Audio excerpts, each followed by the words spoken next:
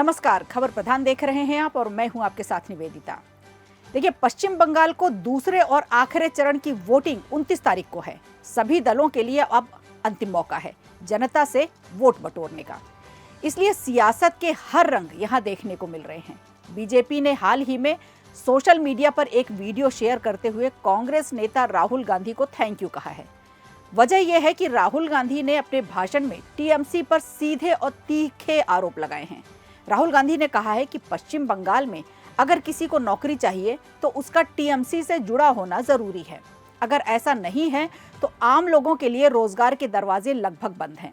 उन्होंने आरोप लगाए कि राज्य का पूरा सिस्टम कुछ खास लोगों और टीएमसी के करीबियों के लिए काम कर रहा है, आम जनता के लिए नहीं। इतना ही नहीं, राहुल गांधी ने बंगाल में कानून व्यवस्था को लेकर भी गंभीर सवाल उठाए। उन्होंने साफ शब्दों में कहा कि राज्य में लोकतंत्र नहीं बल्कि टीएमसी का गुंडा राज चल रहा है। उनके इस बयान से सियासी हलकों में हलचल मच गई है।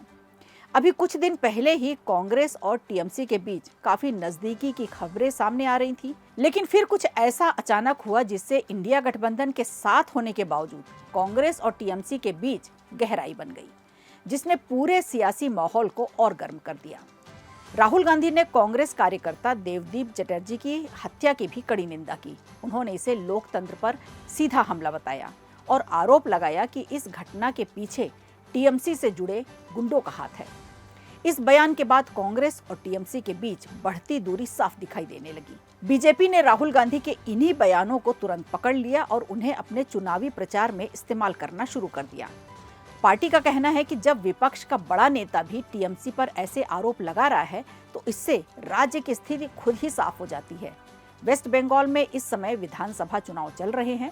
पहले चरण की वोटिंग हो चुकी है और अब 29 अप्रैल को दूसरे और अंतिम चरण के लिए वोट डाले जाने हैं। कुल 294 सीटों में से 142 सीटों पर अभी मतदान बाकी है। बीजेपी इस चुनाव में भ्रष्टाचार, महिला सुरक्षा, गुंडागर्दी और घुसपैठ जैसे मुद्दों को लगातार उठा रही है। वहीं कांग्रेस भी इस बार अपने दम पर चुनाव लड़ रही है और पिछली बार की तुलना में बेहतर प्रदर्शन की उम्मीद कर रही है।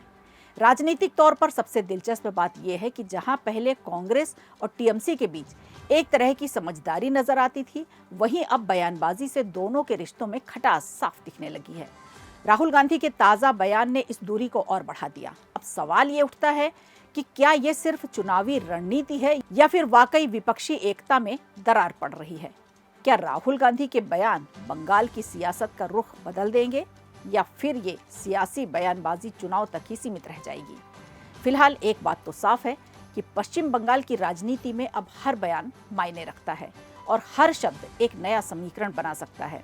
और अब सबसे बड़ा सवाल यह है कि क्या ये सिर्फ बयानबाजी है या बंगाल की सियासत में कोई बड़ा गेम पलटने वाला है। क्या राहुल गांधी के ये शब्द टीएमसी के लिए खतरे की घंटी हैं या फिर चुनावी रणनीति का हिस्सा। अगर आपको भी ये लगता है कि ये मामला आने वाले दिनों में और बड़ा होने वाला है तो इस खबर को जरूर शेयर करें। कमेंट में बताएं कि क्या कांग्रेस और टीएमसी के रिश्ते अब पूरी तरह बदल रहे हैं। और ऐसे ही तेज, आसान और दमदार अपडेट्स के लिए जुड़े रहे खबर प्रधान के साथ। वीडियो अच्छा लगा हो तो लाइक कीजिए, शेयर कीजिए और कमेंट बॉक्स में हमें जरूर बताइए।